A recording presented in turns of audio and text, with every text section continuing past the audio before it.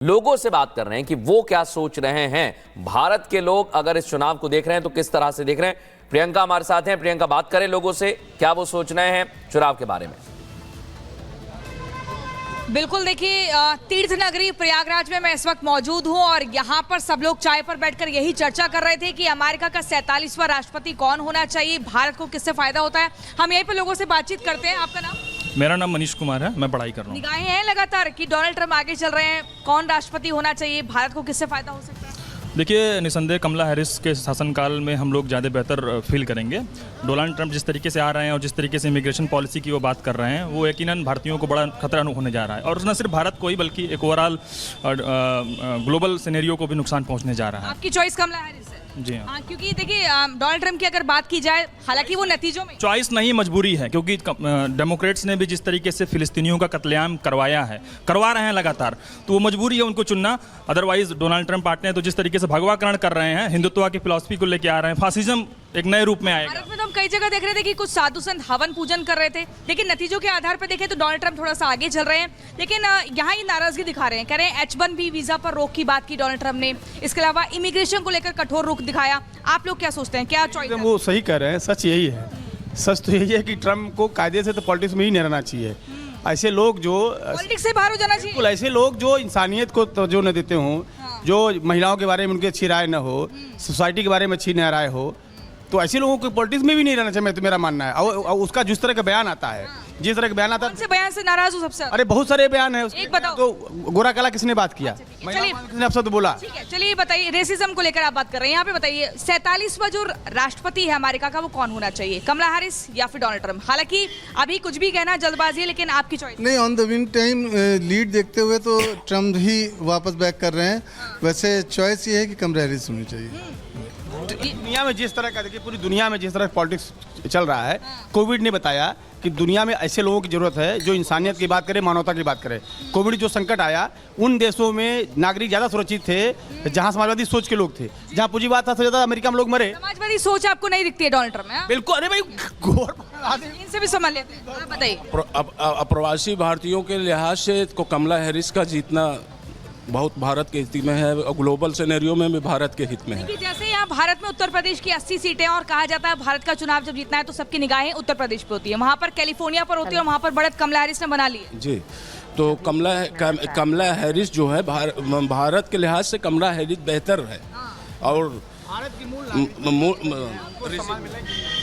अगर Donald Trump जीत गए, हालांकि यहाँ सबकी चॉइस कमला हैरिस है, तो क्या नुकसान ऐसा भारत को हो जाएगा जो हर कोई कमला हैरिस? डोनाल्ड ट्रंप के जीतने से कोई नुकसान नहीं, क्योंकि हमारी पॉलिटिक्स जो केंद्र में बैठी है, विदेश नीति इतनी अच्छी है कि इंडिया के कोई खिलाफ वो काम कर ही नहीं पाएंगे, क्योंकि हमारी विदेश नीति इतनी अच्छी है। उसके अलावा हमारे पास वर्ल्ड का सबसे बढ़िया लीडर इस टाइम पे बिल्कुल जितना बढ़िया नरेंद्र मोदी। और लोगों से यहाँ प्रियंका बात कर रही हैं, लोगों की चॉइस है, लोग चाहते हैं, लोग अपने तरह से सोच रहे हैं, लेकिन अभी आंकड़े हमारे सामने हैं सुचरिता, और ये आंकड़े बहुत कुछ कह रहे हैं, क्योंकि अभी इंतजार है स्विंग स्टेट्स का, जहां पर डोनाल्ड ट्रंप बढ़त बनाए हुए हैं। जी, और 232 रिपब्लिकन्स के पास इस वक्त, यानी कि डोनाल्ड ट्रंप के पास, और 216 डेमोक्रेट्स के पास, कमला हैरिस के पास। मेजर जनरल सिवाच, आपसे पूछते हुए, क्योंकि हम बार बार इस बात को एक तरह से उजागर भी कर रहे हैं, हमने देखा भी है पिछले कई दिनों में जो वॉर फ्रंट्स खुले हुए हैं, और आप क्योंकि एक मिलिट्री नजरिए से इसे देखते हैं, डोनाल्ड ट्रंप कमला हैरिस की जगह अमेरिकी राष्ट्रपति अगर बन जाते हैं तो आप तस्वीर और सिनेरियो कैसे बदलते हुए देखेंगे? क्या वो दुनिया की जंग रुकवा सकते हैं? क्योंकि वो दावे तो यही करते रहे हर बार है कि अगर कोई ये युद्ध रुकवा सकता है, स्पेशली रशिया यूक्रेन वॉर, जो कि एक फ्रोजन कॉन्फ्लिक्ट हो गई है, लड़ाई चलती जा रही 3 साल से, इकोनॉमी को बहुत ज़्यादा नुकसान हुआ, पूरी वर्ल्ड की फूड, फ्यूल, फर्टिलाइजर के रेट बहुत हाई हो गए हैं, और उसके साथ साथ जो इजराइल के साथ मिडल ईस्ट में लड़ाई चल रही है, ईरान और उसकी प्रॉक्सियों से, तो मुझे लगता है कि अगर लड़ाई रुका सकता है तो डोनाल्ड ट्रंप और कमला हैरिस में तो डोनाल्ड ट्रंप ही है। क्योंकि कमला हैरिस ने वही पॉलिसी फॉलो करनी है कि जो बाइडन की थी, और ये लड़ाई अभी तक चल रही थी, आगे भी चलती जाएंगी। मगर डोनाल्ड ट्रंप को अगर आप देखें, जो रशिया यूक्रेन वार है, वो बार बार कह रहे हैं कि मैं इस लड़ाई को रुकवा दूंगा, और मुझे लगता है वो रुकवा कैसे सकते हैं। देखो, सच्चाई यह है कि एक तो अमेरिका फर्स्ट उनकी पॉलिसी है, वो नहीं चाहते कि जो अमेरिका ज़्यादा पैसा खर्च करे डिफेंस में नेटो के लिए। वो कहते हैं हर देश 2% ऑफ जीडीपी इस्तेमाल करे, ये अमेरिका ही आपकी लड़ाई नहीं लड़ेगा। वो ये उनका नज़रिया ये है कि यूक्रेन ये लड़ाई नहीं जीत सकता, यूक्रेन को आप हथियार देते रहेंगे, लड़ाई बढ़ती रहेगी। जो इलाका जीत लिया है रूस ने 18 से 20% डोनबस का, जापोरिजिया, खारसन, उसको वापस लेना नामुमकिन है। और ऐसे में ये लड़ाई अगर आप यूक्रेन को हथियार देते रहेंगे तो ये चलती रहेगी। मुझे बिल्कुल ये तस्वीर है, और इसी तस्वीर को लेकर डोनाल्ड ट्रंप अलग अलग दावे करते रहे। इसलिए अब व्हाइट हाउस की रेस में कौन आगे चल रहा है, एक बार मैप के जरिए आपको बता देते हैं। ये आप देख सकते हैं, लाल कलर डोनाल्ड ट्रंप का है यानी रिपब्लिकन्स का है, और नीला कलर कमला हैरिस यानी डेमोक्रेट्स का है। अब मैं आपको बताता हूं जो बड़े राज्य हैं जिसमें यह कहा जा रहा है कि कैलिफोर्निया जो कि डेमोक्रेट्स ने जीत लिया है, लेकिन टेक्सास में यहां पर बढ़त बनाई है रिपब्लिकन्स ने। अब बड़ी बात ये, जो हम स्विंग स्टेट्स की बात कर रहे हैं, जो आपको सफेद कलर के दिखाई दे रहे हैं दर्शकों, ये वो स्विंग स्टेट्स हैं जिसमें पेंसिल्वेनिया है और जिसमें एरिजोना का हमें इंतजार है। यहां के अभी तक नतीजे नहीं आए हैं, और संभावना यह है क्योंकि जॉर्जिया में भी डोनाल्ड ट्रंप आगे चल रहे हैं, पेंसिल्वेनिया में भी आगे चल रहे हैं, और अगर इन इलाकों में भी यहां पर भी अगर लाल रंग आएगा यानी रिपब्लिकन्स आगे आएंगे, तो इसका सीधा मतलब यह है कि डोनाल्ड ट्रंप इस रेस में बहुत आगे चले जाएंगे। अब रुख करेंगे हम सुचरिता का, क्योंकि इंतजार है सुचरिता, ये जो घेरे हैं ये किस रंग के जाएंगे, किसके खाते में जाएंगे? बिल्कुल, क्योंकि पेंसिल्वेनिया से 19 इलेक्टोरल वोट्स आते हैं, नॉर्थ कैरोलिना जहां से 16 आते हैं वो पहले ही जा चुका है डोनाल्ड ट्रंप को यानी कि रिपब्लिकन्स को, जॉर्जिया से भी 16 इलेक्टोरल वोट्स हैं। तो अभी जो ये गैप है ये बढ़ा है। मैं एक बार, ये हमारे दर्शकों को समझने के लिए है, और इस बात को बहुत हद तक विजय जी भारत में ये माना जाता है कि भारत की जो इस वक्त वैश्विक स्थिति है उसमें डोनाल्ड ट्रंप हो या फिर कमला हैरिस हो बहुत फर्क नहीं पड़ेगा, ऐसे बहुत से लोगों का मानना है। लेकिन आपको लगता है कि डोनाल्ड ट्रंप और कमला हैरिस दोनों में से कौन आता है, उससे कुछ चीजें भारत विज़-वी इंडिया बदल सकती हैं? ये बात बिल्कुल ठीक है कि भारत की जो राजनयिक स्थिति है और आर्थिक स्थिति है वो दोनों बहुत मजबूत हुई है, और अब हम एक खुद मतलब अनौपचारिक तौर पर भी सुपर पावर के तौर पर हैं। जो रूस और जो झगड़ा चल रहा था, यूक्रेन का युद्ध चल रहा है, उसमें भी हमारी भूमिका महत्वपूर्ण हो गई कि रशियन राष्ट्रपति भी इस बात की चर्चा करें कि भारत किस तरह से कर सकता है। लेकिन बार बार, और आपने देखा होगा कि जब पिछली बार के चुनाव में ट्रंप हार गए थे तब प्रधानमंत्री ने उनके चुनाव प्रचार में हिस्सा लिया था, लेकिन उसके बाद जब जो बाइडन आए तो भारत और अमेरिका के रिश्तों में कोई बड़ा फर्क नहीं आया, बल्कि अमेरिका ने पूरी तरह से साथ ही दिया है भारत का। इसलिए कोई बहुत बड़ा फर्क कमला हैरिस के जीतने से या ट्रंप के जीतने से नहीं होगा, लेकिन ट्रंप और प्रधानमंत्री मोदी के एक निजी रिश्तों में थोड़ी ज्यादा मिठास है कंपैरेटिवली। और वो जो नेशन फर्स्ट या अमेरिका फर्स्ट का जो एक कॉन्सेप्ट है वो दोनों देशों की सरकारों का एक ही है। इसलिए आप पॉलिसी के हिसाब से देखें, ट्रैक के हिसाब से देखें, तो मौजूदा भारतीय सरकार और ट्रंप एक ट्रैक पर चल रहे हैं। इसको मैं बार बार कह रहा हूं, तो उसे एक सिंक बनना, सिंक्रोनाइजेशन जो है ना, वो ज्यादा महत्वपूर्ण होगा।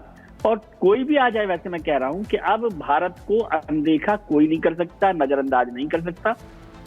भारतीय हितों की जो अनदेखी करना अमेरिकी सरकार के अधिकार में या बस में अब नहीं रह गया है, इसलिए उसकी ज्यादा चिंता करने की जरूरत नहीं है।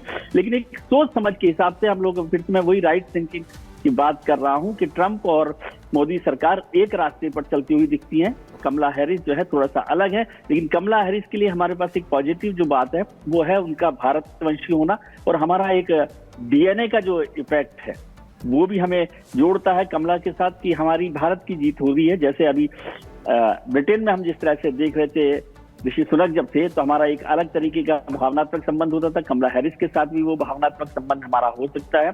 लेकिन राजनयिक संबंधों देखिए, में मैं ये इस बात और- को इसलिए भी कह रही हूँ विजय जी, क्योंकि मेजर जनरल सिवाच इस पर रोशनी डाल पाएंगे कि फिलिप गॉर्डन से एस जयशंकर की मुलाकात हुई, जो कि प्रेजेंट एनएसए हैं वहां पर, नेशनल सिक्योरिटी एडवाइजर है अमेरिका के, और कहा जा रहा है कि अगर कमला हैरिस आती हैं तो वही एनएसए फिर से बनाए जा सकते हैं, वही रह सकते हैं।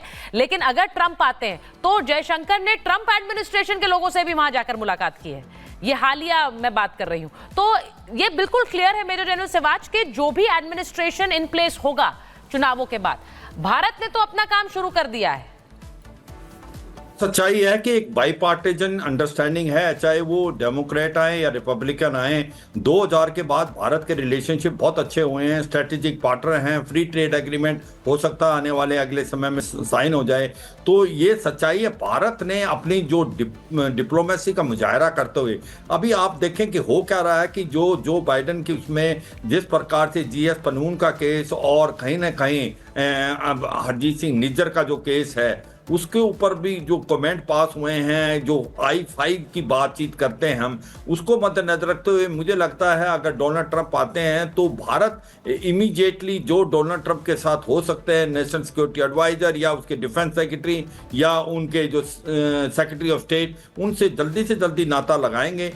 क्योंकि एक चीज मान के चलना, डोनाल्ड ट्रंप की और प्राइम मिनिस्टर मोदी की जो केमिस्ट्री है वो बहुत मिलती है। और सबसे इंपॉर्टेंट चीज, जो बांग्लादेश के अंदर जो अभी एंटी हिंदू हो रहे हैं और जिस प्रकार से बांग्लादेश के अंदर ये कू हुआ, इसके अंदर अमेरिका का हाथ है, इसमें कोई शक नहीं। और इसके ऊपर डोनाल्ड ट्रंप ने एक प्रकार से जो रुख लिया है वो भारत के नजरिए से लिया। उन्होंने कहा है कि हिंदूज के आगे जो एट्रोसिटी है वो बंद होनी चाहिए। तो मुझे लगता है वो भी एक बड़ा पॉजिटिव रोल होगा। और ये सच्चाई है कि दोनों, चाहे वो डेमोक्रेट हो रिपब्लिकन हो, जब चीन के लेके बात आती है दोनों साथ खड़े हैं, इंडो पैसिफिक साथ खड़े हैं।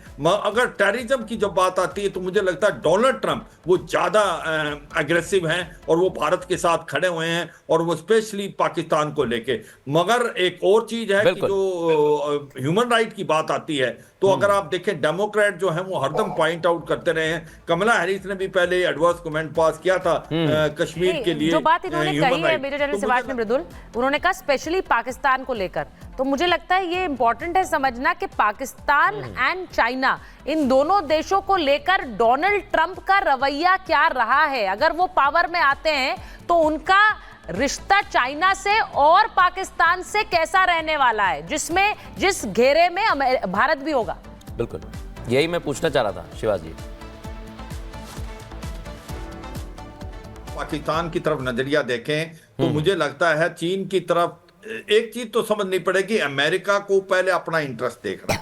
वो ये याद रखना कि जो चीन के साथ उनका बहुत बड़ा ट्रेड है, वो इस चीज को देख रहे हैं कि वो 60% टैरिफ लगा देंगे चीन के जो सामान आता है। क्योंकि डोनाल्ड ट्रंप जो हैं और भारत के अगेंस्ट भी बोल रहे हैं 20% टैरिफ लगाएंगे, क्योंकि ट्रेड सरप्लस है भारत का अगर अमेरिका से देखें। तो सच्चाई यह है कि अगर चीन और आप पाकिस्तान की बात करें तो वो ज्यादा एग्रेसिव रहे हैं चीन की तरफ। और ये मानना सच होगा कि क्वाड का जो एक प्रकार जनरलाइजेशन या एनर्जाइजेशन स्टेट लेवल पे वो जो बाइडेन ने किया, क्योंकि उन्होंने एक प्रकार से प्राइम मिनिस्टर लेवल पे उसको लेके गए, एज पर लीडरशिप लेवल पे वो जो बाइडेन ने किया। मगर मुझे लगता है कि उसको डोनाल्ड ट्रंप आगे लेके जाएंगे, क्वाड और आगे बढ़ेगा। चीन के अगेंस्ट जिस प्रकार से इकोनॉमिक सैंक्शन है या चीन के अगेंस्ट अगर भारत के साथ खड़े होने की बात आती है, वो मुझे लगता है दोनों ही हैं, चाहे वो डेमोक्रेट हैं या रिपब्लिकन हो, साथ हो। मगर डोनाल्ड ट्रंप की जो केमिस्ट्री है वो जो बाइडेन के मुकाबले मुझे लगता है प्रधानमंत्री मोदी से ज्यादा मिलती है। और ये